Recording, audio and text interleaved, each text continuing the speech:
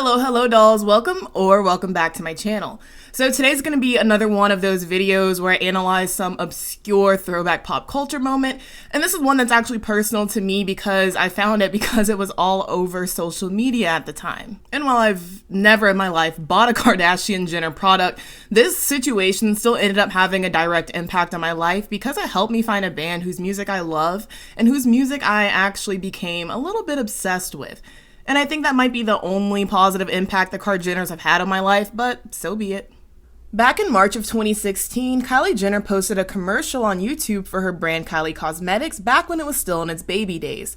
Back then, I don't even think it was fully Kylie Cosmetics yet, but just the Kylie Lip Kits. The video was called Glosses by Kylie Jenner, and it showed Kylie and the lead actresses applying lip gloss in the midst of some sort of robbery or setup. I don't know, it was peak King Kylie era. Throughout the video, a song called 3 Strikes played, and it's catchy and fun and feminine and slightly weird, and a lot of people fell in love with the song on the first listen, myself included. And whether or not people like to admit it, it is a fact that anytime the Kardashians or Jenners associate themselves with something, it puts millions and millions more eyes on it, and in this case, that extended to music. It actually used to be a thing back when Kylie would post on her Snapchat all the time that whenever she posted a song she was listening to in the car, that the song would just surge in popularity afterwards. The song 3 Strikes is by a brand new band called Terror Jr. In fact, at the time of the commercial, 3 Strikes was their only song, and it debuted the same day the Glosses video dropped. And this got people wondering, how exactly did Kylie find this obscure small band, and why did she decide to feature them in her ad when she clearly had the budget and the connections to book a well-known artist? This made a lot of people begin to speculate that Kylie had a personal connection with the band, or that maybe she was even a secret member. In the fall of 2016, Terror Jr. released their first EP, Bop City, and by that time, rumors were in full force stating that Kylie was secretly the lead singer of the band and was performing under the name Lisa or Lisa Terror. The lyrics in Bop City are both sweet and cynical, and the production kind of goes between sounding like you're in a video game to also just sounding very LA and girly. This might be a weird description, but the music on Bop City sounds like if Sofia Coppola movies were turned into music. A lot of the lyrics are filled with early adult angst and allude to being unsatisfied with life and wanting to leave it all behind. Many of them also reference California, drugs, materialism, and sleazy celebrity culture. Because of this, people thought this might be Kylie alluding to wanting to leave her socialite life behind and get involved with an artistic passion like music. The reviews of Bop City were positive. Pop Crush said the album was full of dreamy pop vibes for dark times and said 3 Strikes is one of the best songs of 2016. They even liken the subject matter of the music and the focus on realism rather than being aspirational to Lana Del Rey's work. Another publication praised Bop City for making music about issues that young adults faced, such as insecurities brought on by celebrities and social media, but still making the music sound fun. Another reason that people were so convinced that Kylie Jenner was secretly Lisa Terror was because of how similar their voices sounded. In 3 Strikes and in the rest of Bop City, a lot of Lisa's vocals sound sort of airy and higher pitched and breathy, which sounded very similar to Kylie Jenner's talking voice at the time. I obviously can't play Bop City because of copyright, but I did link it down below if you want to check it out for yourself.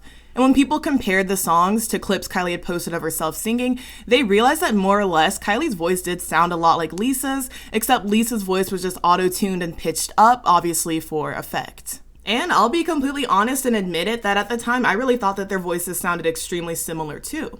It also seemed like a big coincidence that the day that Bop City dropped, Kylie uploaded another video of herself singing. Kylie actually used to sing pretty often on social media, and the year before, in 2015, there were several articles about how Kylie was secretly a decent singer and was taking lessons to improve her voice. This was also brought up briefly on Keeping Up with the Kardashians. In 2014, an article was published saying that Kylie was working with vocal coach Tim Carter, who had worked with artists like Beyonce and Willow previously. Days after Bop City dropped, Teen Vogue interviewed Terror Jr. However, they only answer their questions with grape emojis, which has become one of the band's motifs, and that's what they actually call their fans. Teen Vogue found a tweet from Kylie from 2012 saying that she loved grapes, and they used this as a piece of evidence that Kylie was a band member. But of course, the whole conspiracy wasn't just built off the fact that Kylie likes grapes. The official members of Terror Jr. were Felix Snow, Lisa Terror, and David Singer Vine, who's also known as Campa. David actually used to be a member of the Cataracts, who were best known for producing Like a G6. In their photos, Lisa's back was always turned so that only the back of her head was shown. The main promotional photo they used showed Felix and David facing the camera with their hands over their faces and Lisa's back turned, showing off a pink wig. Since this was during the era that Kylie wore several colorful wigs, to the point where she convinced herself that she made them a trend, people thought this was another hint that Lisa was really Kylie. The same was true for the band's few social media posts at the time, which never showed Lisa's face. And speaking of social media, at one point, when the band's Instagram and Twitter accounts were new, they only followed one account, and it was Kylie Jenner's, and this was actually the case for a while. These social media accounts made their first ever post on March 31st, which was the same day that Kylie's Glosses commercial dropped. A lot of people and publications latched onto the theory, seemingly hopeful that Kylie was in fact Lisa Terror. The music was well received, and a lot of people were hoping that this meant that Kylie was pursuing a career outside of being an influencer and was working on creating, art that had substance and people actually enjoyed. The strongest piece of evidence, and one I kinda still can't make sense of, was uncovered when Twitter user Tyler Manier checked Terror Jr.'s ASCAP registration. The acronym stands for the American Society of Composers, Authors, and Publishers. Tyler checked Terror Jr.'s ASCAP registration for 3 strikes, and Kylie was listed as a performer. Some people did think that Kylie was still holding on to the Lisa pseudonym, despite the fact that her name was actually listed as one of the performers on the registration. But the fact that there was now a real last name attached to the Lisa name rather than just Terror does kind of point to the fact that this was actually a real person. But still, her identity hadn't yet been publicly confirmed, so there was still no real proof as to who Lisa really was. And also, it's not uncommon for famous artists or just well-known people to contribute to music or a song under a pseudonym. A really popular example is Taylor Swift helping write Calvin Harris's song This Is What You Came For under the pseudonym Niall Sjoberg. Aside from 3 strikes, people also pointed out that the cover art for Terror Jr.'s next single, Come First, was very similar to the packaging that Kylie used for her lip kits. Kylie was also credited as one of the song's creators, unless it was a different Kylie because no last name was given. You're probably wondering what Kylie had to say about the fact that people thought she was basically like a real-life Hannah Montana. But in typical Kylie Jenner fashion, she kind of just made it seem like everyone was crazy for thinking that she was associated with Terror Jr. in any way. Hey guys, so public announcement, I'm not the singer of Terror Jr. or whatever. I love their music. But for those wondering, it's not me, guys. It's not me. So yeah, I don't know if the band is just trying to get a little attention or like what's going on. But it's not me. And I don't really read like articles or blogs or anything. My mom just asked me if I was a part of this Terror Jr. band. And I'm like, is this that serious? And I checked my tweets and I'm getting a lot of tweets. And while if it's not true, it's not true, but it's all still just an odd coincidence.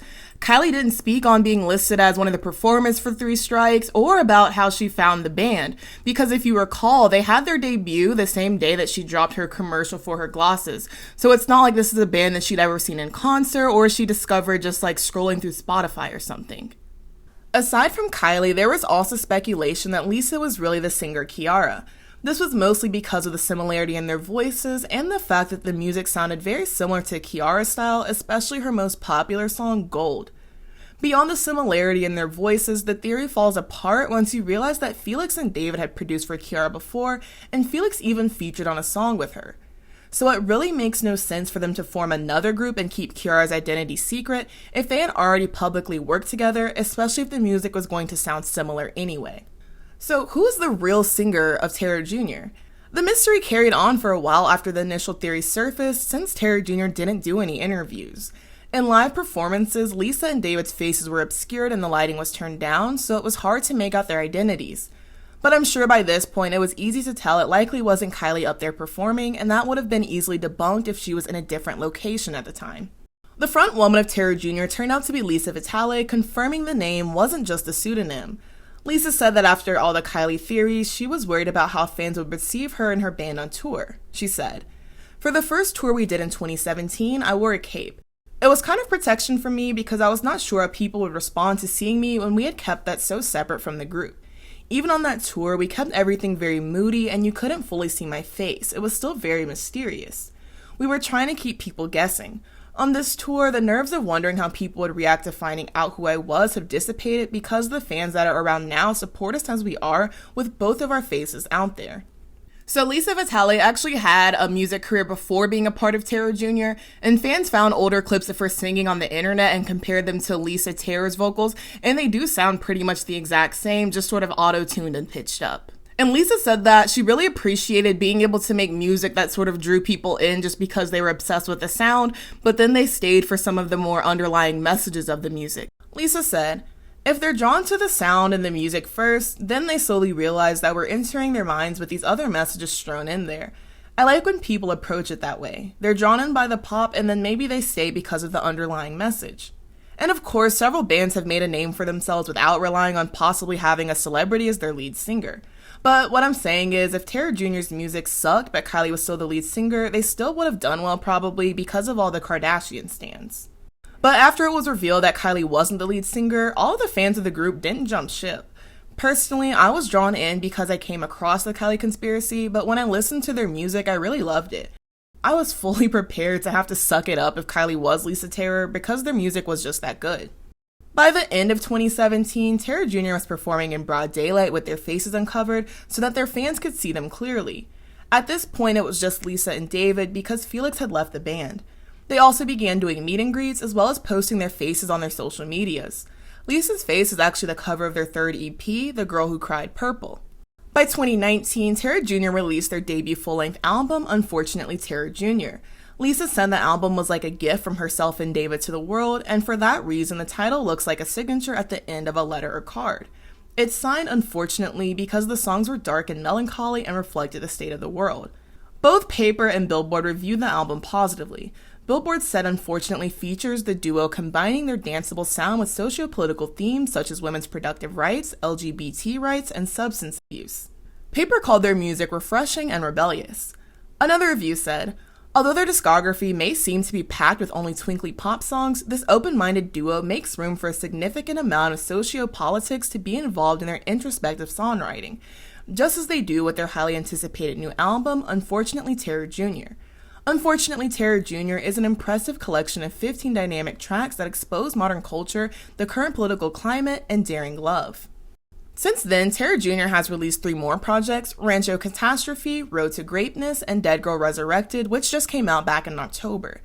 It doesn't seem that Kylie has mentioned or posted about them again, nor Terror Jr. about her, so I don't think we'll ever get 100% confirmation about all the details in this theory. Maybe it really was as simple as mistaken identity and the internet running with it. Maybe what it was is that Kylie did actually sing on 3 Strikes, and for whatever reason she didn't want to continue with the band, and then later they found or hired Lisa. It's also very possible that it truly was Lisa the whole entire time, and they just sort of leaned into the theories and being elusive about her identity because it was a great marketing strategy and one that ended up paying off. But that still doesn't really explain why Kylie was listed as a performer on 3 Strikes. You know, part of me does wonder if it was some sort of agreement between Kylie and Terror Jr., where if they did this commercial together, Terror Jr. would become famous and Kylie would sell more lip kits in turn. But then again, it's like Kylie Jenner is Kylie Jenner. Like, the lip kits were already selling, and I doubt that she would need an obscure, unknown band to kind of help her in that regard. So I don't know. But still, I don't know. Maybe it was some sort of marketing tactic, and a part of the reason that I think that is the fact that this band was basically launched in promotion for Kylie's lip kits. And not only that, the conspiracy and the guessing games would keep Kylie's name in people's mouths. And also, like, let's be real, the Kardashians and Jenners aren't above a marketing tactic and aren't above a publicity or above a marketing stunt. But I mean, I guess at the end of the day, unless they decide to speak more about it, which I don't think that they will, we'll never really know. My favorite albums of theirs are The Girl Who Cried Purple, Bop City, and Unfortunately Terror Jr. If you're interested, some of the songs I recommended are on the screen. I tried to make a list, but it was too long. Honestly, their whole discography is great, and there's not really any skips. If you're into electropop or hyperpop, you'll really love Terror Jr.'s music. A lot of their music isn't as up-tempo as hyperpop, but it is pretty similar. I would liken them to artists like, Charli XCX, Shy Girl, or Slater. And they're really consistent with their releases, so they have like 6 different albums and EPs for you to get into. And like getting to know and understand a lot of you guys' music taste just based on the things that we talk about on this channel. I know a good deal of you would actually be obsessed with Tara Jr.'s music, so help me help you and get into them because you're gonna be obsessed. I went through a phase in college where they were basically the only artists that I was listening to at the time. And to think that all happened because of Kylie Jenner and her little lip kits. I would like to think in an alternate universe that I still would have found Tara Jr.'s music, but who knows? But that is it for me today, dolls. Have you heard of this story before? Because I feel like it was everywhere when it came out, but I really haven't seen that many people talking about it. And also, let me know if you've heard of Tara Jr. or if I've inspired you to check out their music. I really hope that I have because they're amazing. But as always, thank you dolls so much for watching. Be sure to like and subscribe so that you can stick around for more. Also, make sure you follow me on Twitter if you'd like to keep up with me there. If you'd like to become a member of this channel, you can click the link in this video's description.